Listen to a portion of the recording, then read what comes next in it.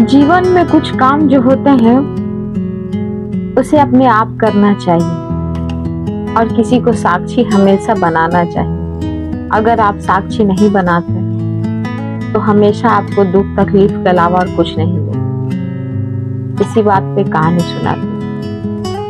किसी राज्य में एक राजा था।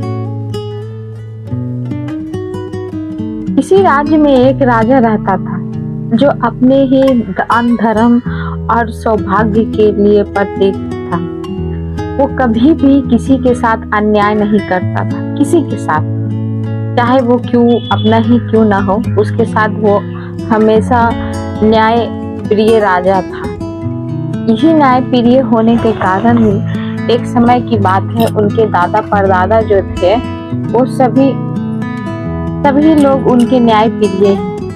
एक दिन की बात है, उस न्याय प्रिय राजा के दो भाई थे। दो भाई होने के कारण एक भाई ने एक लड़की के साथ उसे छेड़छाड़ करने की कोशिश की। उसके बाद उस गरीब किसान ने उसे अपने उस राज्य में लाया और कहा कि देखिए, आपका भाई इस तरीके से काम किया है, जो हमारी बेटी को न्याय मिलना चाहिए।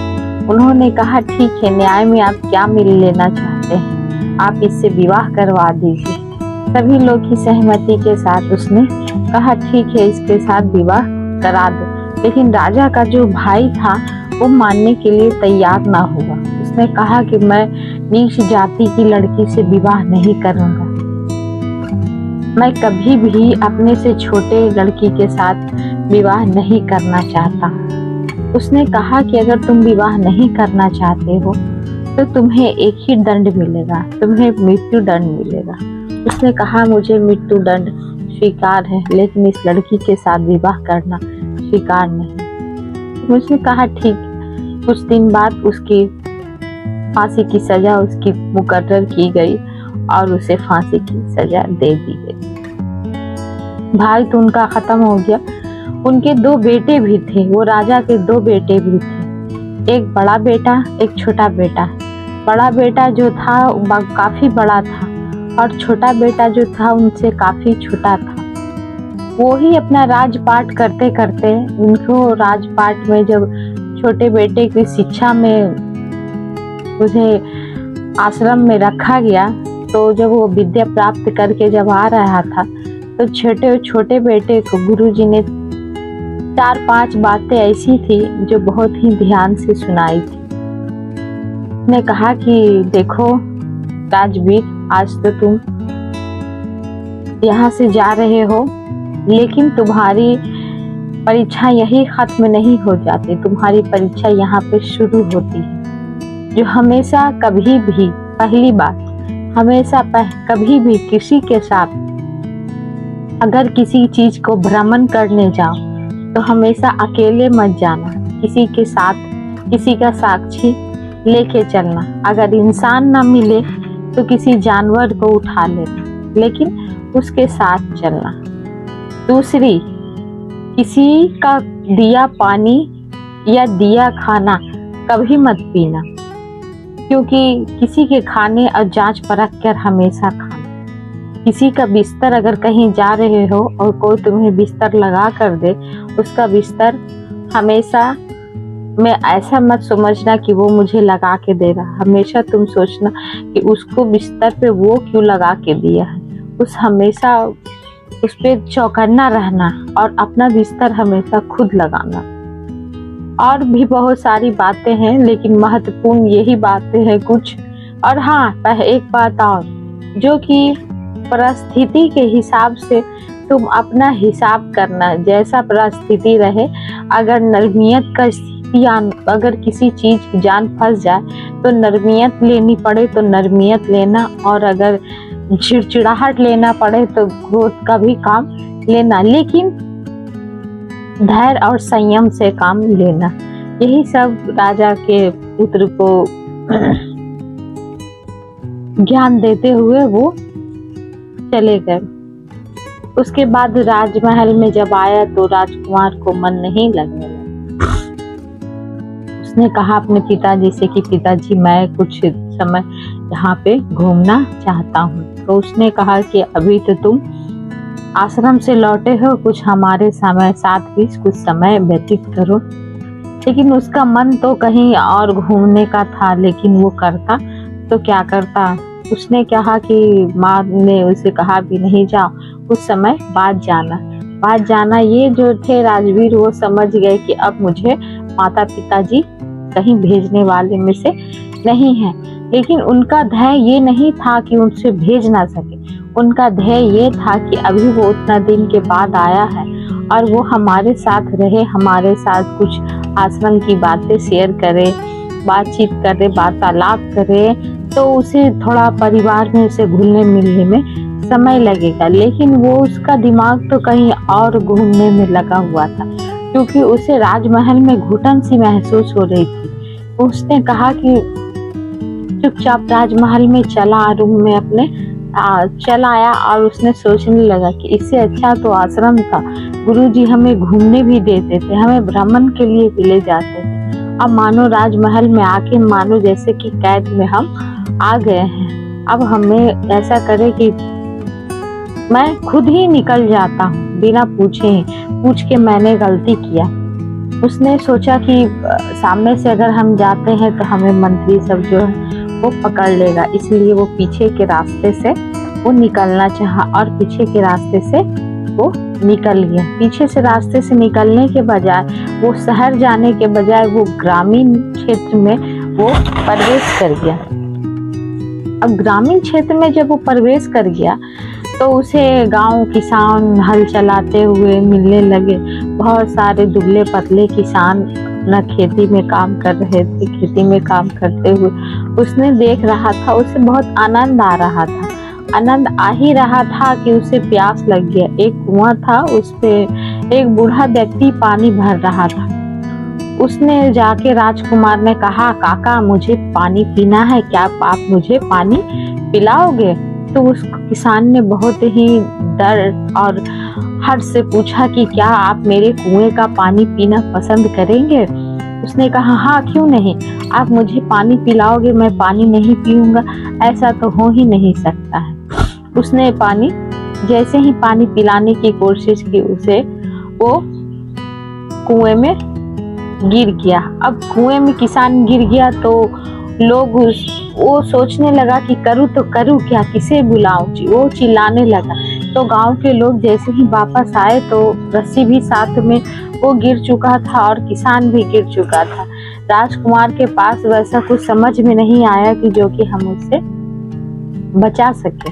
उसने चिल्लाहट के अलावा और कुछ नहीं किया। तभी गांव के लोग सभी आए और किसान को कुएं से निकाला। जब कुएं से निकाला तो किसान की प्राण जा चुकी थी, और जब किसान की प्राण जा चुके थे तो सभी लोग ने कहा कि हो सकता है मुझे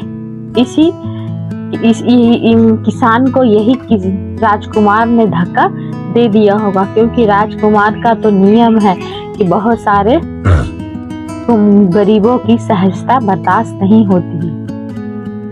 लेकिन राजकुमार ने कहा कि नहीं, मैंने ऐसा कुछ नहीं कहा, मैंने ऐसा कुछ नहीं कहा, मैं नहीं चाहता था, मैं तो सिर्फ पानी पीने के लिए उनसे मांगा था और वो गिर पड़े, जो मेरी कोई ऐसी गलती नहीं है, आप मुझे गलत समझ रहे हैं। लेकिन फिर भी उसकी पत्नी ने इल्जाम लगाते हुए कहा कि ये इतने साल से पानी भर रहे, इनको पानी भरने की अच्छी समझ थी, ये कभी नहीं गिर सकते हैं, और इनका पैर आज कैसे फिसल गया, आज ये गिर ही नहीं सकते हैं। मेरा यही कहना है कि आपने इनको धक्का दे दिया। तो सभी मिलके राजा के पास चले।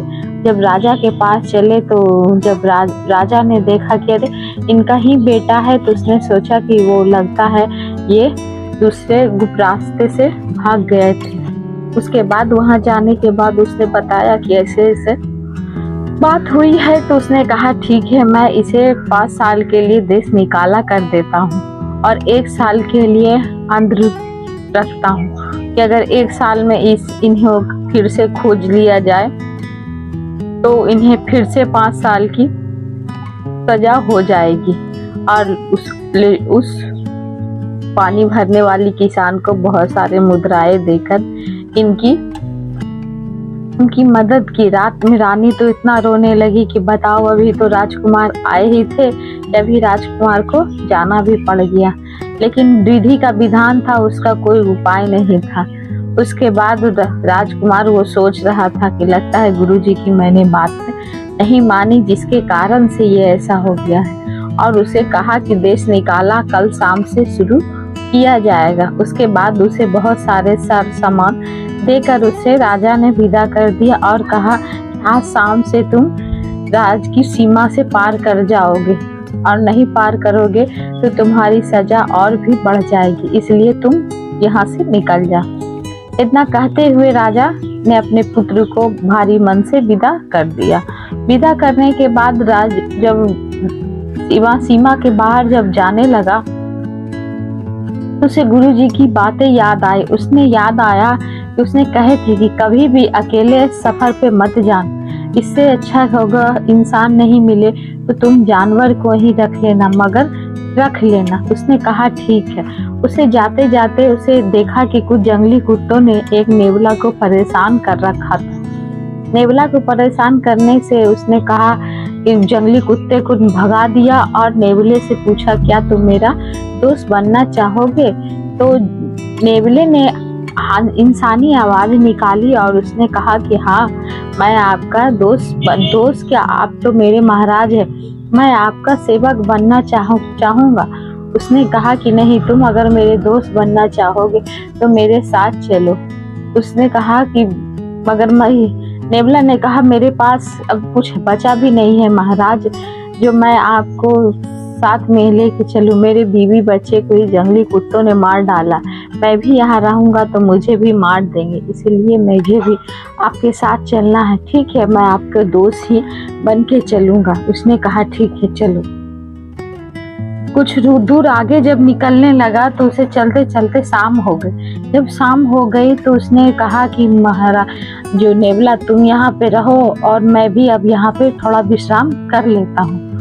उसने कहा हाँ महाराज, आप सोइए, मैं आपका जाग कर पहरा देता हूँ। उस नगर में, उस गांव में एक ऐसा डाकू रहता था जो मानो पहले सपेरा था और सांप को पालते पालते उसने डाकू बन गया था। वो रात को जितने भी राहगीर आते थे वो सबको सांप को काटने के लिए भेज देता था और एक कुएं में मगरमच्छ रहता था, उसमें डाल देता था ताकि मगरमच्छ का भोजन भी मिल जाता था और ये जो डाकू था उसे सारा सामान भी मिल जाता था। उसने वही सांप को भेजा और राजा को काटने के लिए कहा, जो कि तुम जाओ राजकुमार को काटो और उसकी मैं संपत्ति लूट लूंगा। लेकिन उसने लूटने के ही से जैसे ही धीरे से गया काटने के लिए, वैसे ही नेवले की नजर से सांप बच नहीं पाया और दोनों एक दूसरे से लड़ते लड़ते सांप अपनी जान दे पड़ा। उसके बाद जब उस सपेरा को समझ में आया, वो डाकू को समझ में आया, तो उसने आया और राजकुमार पर हमला करना शुरू कर दिया। वैसे ही जैसे ही हमला करना शुरू किया तो राजकुमार को नेवले ने कहा कि जल्दी से इसे मार दो राजकुमार, नहीं तो ये आपको मार देगा। उसने कहा ठीक है, मैं इसे मार देता और इसे मार कर वही घड़ियाल को खिला दिया। उसके बाद पूछा कि तुमने मुझे ऐसा करने के लिए क्यों कहा। बोला क्यों कहा, ये एक डाकू है महाराज, ये जिस दोस्त की बात कर रहा है इस दोस्त को पहले मैं मार चुका हूँ, इसीलिए वो खूंखार हो चुका था और अब आपको मारने के लिए वो आया था, इसीलिए मैं बोला आपको कि आप उसे मार दीजिए। बोला ठीक है। उसके बाद आप बोला अब यहाँ से चलिए, आप दूसरे जगह विश्राम कीजिएगा। चलते चलते दूसरे रात तीसरे रात गुजरते गया। चलते चलते उसे एक सराय मिली। सराय में जब वो ठहरने लगा तो उसे एक इंसान जो था उसे बहुत ही प्रेम पूर्वक उसे लेके गया। उसने कहा कि हाँ यहाँ ठहरने की जगह है। उसे सराय में वो प्रेम पूर्वक इस तरीके से लिए जा रहा था कि मानो उसकी ही आसरा कोई देख रहा। तभी नेवला ने कहा कि बच के रहिएगा राजकुमार, यह हमारी जान की खतरा भी हो सकती है। वहां जाने के बाद वहां उस सराय की दो बेटियां थी। एक बेटी जो मासूम दिख रही थी और दूसरी बेटी के चेहरे पर कुटिल मुस्कान दिख रही थी। उसने कहा कि 2 रात रहना होगा, पहली रात इस बेटी के साथ और दूसरी रात उस बेटी के साथ रहना होगा, मतलब सेवा सत्कार करेगा। इस पहली बेटी जो बड़ी बेटी थी उसने राजा के लिए पानी लेकर आए। जैसे ही पानी लेकर आए उसने कहा कि नहीं, मैं पानी, उस साधु की बात याद आया और कहा कि नहीं, मैं पानी अपने ही मशक के पीऊंगा। उसने कहा कि क्यों महाराज, क्यों राजकुमार, मुझ पे भरोसा नहीं है? बोले भरोसा तो है, लेकिन अभी जान पहचान की कमी हो गई है, इसलिए मैं आपका पानी नहीं पीऊंगा। पीऊंगा, बिल्कुल पीऊंगा, लेकिन अभी नहीं, अभी मैं अपने मशक का ही पानी पीऊंगा। थोड़ी देर बाद जब राजकुमार लड़की खाना लेके आई, तो जैसे ही खाना लेके आई तो उसे भी साधु की बात याद आई। उसने वहां से एक टुकड़ा उठाकर वहां पे एक बिल्ली थी उसको खिला दिया। जैसे ही बिल्ली को खिलाया, वो बिल्ली जो थी वो वहीं पे तड़प तड़प के मर गई। उसने कहा कि तुम्हारे ये क्या मेरे खाने के लिए जहर था? बोले नहीं महाराज, मैं इसे पता करा के आती हूँ कि खाने में जहर कैसे आ गया, मैं तो खाना बहुत प्यार से बनाई थी। उसके बाद इतना कहकर वो बड़ी वाली बेटी चली गई। उसके बाद वहां से छोटी बेटी आती है तो बोली आज रात किसी भी तरीके से जान बचा लो, नहीं तो तुम अपनी जान से हाथ धो बैठोगे। उसने कहा लगता है कि छोटी जो है वो हमारी जान को रक्षा करने वाली है। उसके बाद लेके बोला चलो खाना जब मैंने जांच किया तो उसमें खाने में कोई दिक्कत नहीं थी, लेकिन खाने में छिपकली गिर गई थी जिससे खाना खराब हो गया, इसलिए अब चलिए अब विश्राम करने के लिए चला जाए। जैसे ही गया तो देखा एकदम मखमली बिस्तर बिछा हुआ था। राजकुमार को बहुत नींद आ रही थी, लेकिन उसे साधु की बात भी याद आने लगी। उसने कहा कि वहां पे कभी भी मत, दूसरे के बिछाए बिस्तर को कभी मत बैठना। उसने कहा कि मैं इस पे नहीं बैठ के सीधे दूसरे तरफ बैठना चाहता हूँ। वो बिस्तर नहीं था, बिस्तर के मानो वो खाई कुआं था जिसमें एक घड़ियाल रहता था। लुटेरे सब लूटते थे और घड़ियाल को खिला देते थे। तभी राजकुमारी की बड़ी बेटी आई और उसने एक नंगी तलवार लेकर उसके बाद कहा कि निकालो, जो सामान है निकालो और मैं तुम्हें आज खत्म कर दूंगी। तभी राजकुमार ने संयम से काम लेते हुए कहा, अरे रुको रानी, तुम्हारी ये बात भी मुझे बहुत अच्छी लगती है।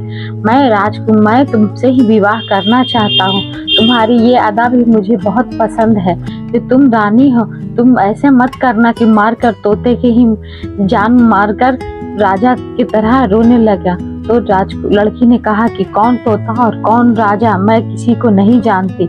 तभी घड़ियाल ने कहा कि रुको राजकुमारी, मैं तुम्हें एक कहानी सुनाता हूँ। उसने कहा ठीक है सुनाइए। बोला किसी नगर में एक तोता रहता था और उस तोते को राजा बहुत अच्छे से प्यार करता था, ये बहुत ही सम्मान से रखता था। रखने के बाद वो एक दिन की बात है, वो तोता जो था वो इंसानी भी बोली बोलता था जैसे कि मैं बोलता हूँ। और उसने एक फल का बीज लाके दिया और उसे कहा कि महाराज इसे आप पेड़ में अपने बागीचे में लगा लीजिए, जो 1 महीने के बाद फल देगा तो आप इस फल को खाइएगा तो कभी भी बूढ़ा नहीं होइएगा। उसने उसकी बात मानते हुए पेड़ को फल लगा दिया और 1 महीना जैसे हुआ तो उसमें एक फल निकला, लेकिन फल निकलते ही बाद में वो जमीन पे गिर गया, जिससे एक जहरीला सांप ने उस पे दांत लगा दिया था। उसके बाद वो फल आए और जब रानी और राजा खाने के लिए तैयार हुए तो उसके महामंत्रियों ने कहा कि रुकिए महाराज, अभी फल को पहले जांच कर लीजिए फिर खाइएगा। जैसे ही फल को काट के कौवे को दिया, कौवा जैसे ही उड़ने लगा कौवे ने अपनी तड़प के जान दे दी। तो महामंत्री ने कहा कि जो तोता है आपका वो आपको उम्र कम करने के लिए नहीं दिया है, आपको जान मारने के लिए दिया। इसी तरीके से उसने कहा कि जाओ तोते को जान से मार दो। तोते को मैं जान से मार देने का हुक्म देता हूँ और तोते को जान से मार दिया गया।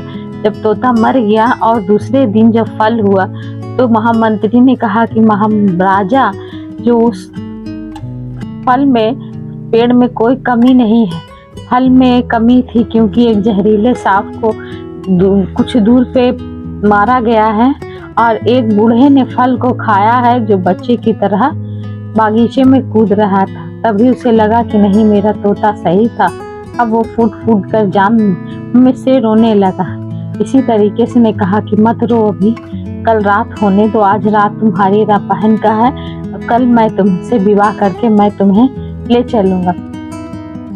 उसने कहा, बड़ी बेटी ने कहा कि ठीक है, मेरे ही साथ विवाह करना, मैं ही तुम्हें पति मान चुकी हूँ, अगर किसी के साथ विवाह किया तो बहुत दिक्कत हो जाएगा। उसने कहा नहीं, मैं तुम्हारे ही साथ विवाह करूँगा। और जब दूसरी रात आई तो जब छोटी बहन ने सारी कहानी बताई कि मैं इनकी बेटी नहीं हूँ, मेरे पिताजी एक साहूकार थे, वो अपने व्यापार के लिए पैसे इकट्ठा करके लेके जा रहे थे। मैं 8 साल की थी। उसी समय ये लोग ने यहाँ बुलाकर मेरे पिताजी को जान से मार दिया और मुझे यहाँ रख लिया। उसने कहा कि तो तुम भाग नहीं सकते। बोले भाग कैसे सकते, यहाँ 2 घोड़ा है, दोनों घोड़ा पते नहीं चलता है। एक घोड़ा 5 किलोमीटर तक जाता है और उसके बाद वहां से रुक जाता है, वो कितना आप करिएगा तो वो वापस चला आता है। तो राजकुमार ने कहा कि ऐसा करो कि दोनों घोड़े लेके चलते हैं, जो 5 किलोमीटर दूर तक रुक जाएगा उसको वहीं छोड़ देंगे और जो ज्यादा दूर तक चलता है उसे पे बैठ के चलेंगे। बस वैसा ही किया और दोनों ने इस सराय से भाग गए। जब कुछ दूर गया तो 5 किलोमीटर जाने के बाद वो घोड़ा रुक गया और उसके बाद दूसरे घोड़े पर बिना समय गवाए ये लोग बैठ गए और वहां से चलने लगे। उसके बाद राजकुमार ने कहा कि देखो, मेरी भी कुछ कहानी है, मुझे देश निकाला किया गया है, जब तक 5 साल नहीं हो जाते तब तक मैं तुम्हें नहीं ले जा सकता हूँ। अगर तुम मेरी पत्नी बनना चाहती हो तो मुझसे बस विवाह करके मेरे साथ इधर ही रहना हो। बोला कोई बात नहीं, आप जैसे बोलेंगे मैं वैसा ही करूँगी, मैं आपके साथ ही रहूँगी। ऐसे ही करते करते कुछ 1 महीना बीत गया। जैसे ही 1 महीना बीता उसने देखा कि एक स्वयंवर जा रहा था जो अपनी वधू को साथ में भर के लिए जा रहा था। उसने देखने लगा और जैसे ही ध्यान से देखा तो उसका बड़ा भाई सोम था। उसने जैसे ही देखा उसने कहा, अरे राजवीर तुम यहाँ। बोला भैया मैं क्या बताऊँ, आप तो सब कुछ जानते हैं। बोले तुम्हारे जाने के बाद तुम्हारे पिताजी तुम्हें पूरी बुरी तरह से ढूंढ रहे हैं, कहाँ कहाँ नहीं तुम्हें ढूंढा, लेकिन तुम मिले नहीं। मुझे क्यों? बोले जैसे ही आप गए वहाँ पर दूसरे दिन ही वो पानी भरने वाली किसान की औरत आई और कही कि इसने देखा था कि उसने राजकुमार ने कुछ नहीं किया और वो खुद से ही पैर फिसल के गिर गया था। ये दूर खड़ी एक औरत ने ये सब देखा था, जिससे माफी मांग के और वो स्वर्ण मुद्राएं वापस देने के लिए आई थी। उसके बाद उसने कहा ठीक है चले। उसके बाद बोला ये तुम्हारी भाभी है और उसके बाद कहा कि भैया मैंने भी विवाह कर लिया है। जब उस लड़की को देखा उसने तो उसके शरीर पर एक भी जेवर नहीं थे। उसके बाद उसने अपनी पत्नी को इशारे में करते हुए कहा कि चलो आज मैं अपनी देवरानी को भी देख लेती हूँ, और अपने शरीर से कुछ जेवर उतार कर उसे पहना दिया गया। और जब महल में पहुंचे तो दोनों वर-वधू का स्वागत किया। कहानी यहाँ पे खत्म हो जाती है। यहाँ पे कैसे कैसे होता है, लेकिन हमेशा विश्वास से अटूट बंधे रहिएगा। जब तक विश्वास एक दूसरे पर कीजिएगा तभी तक ये जीवन चलेगा। अगर विश्वास ना कर सके तो कभी भी आपको जीवन में खुशी नहीं मिलेगा। और हाँ, कुछ बातें ऐसी होती हैं जो कि अपने आप पे भरोसा रखना चाहिए। जैसे कि किसी का खिलाया नहीं खाया जाना चाहिए, बिना जाने बिना समझे आप कब क्या वो मन से खिला रहा है, पानी पिला रहा है, सोने के लिए बिस्तर लगा रहा है, ये सब आप कभी नहीं जान पाइए। इसलिए हमेशा सतर्क रहें, सावधान रहें। अगर ये कहानी आपको अच्छी लगी हो तो प्लीज लाइक, सब्सक्राइब, कमेंट जरूर कीजिएगा। और हाँ, बेल आइकन को जरूर दबा लीजिएगा ताकि जब मैं वीडियो बनाऊं तो सबसे पहले नोटिफिकेशन आपके पास पहुंचे। तब तक के लिए धन्यवाद।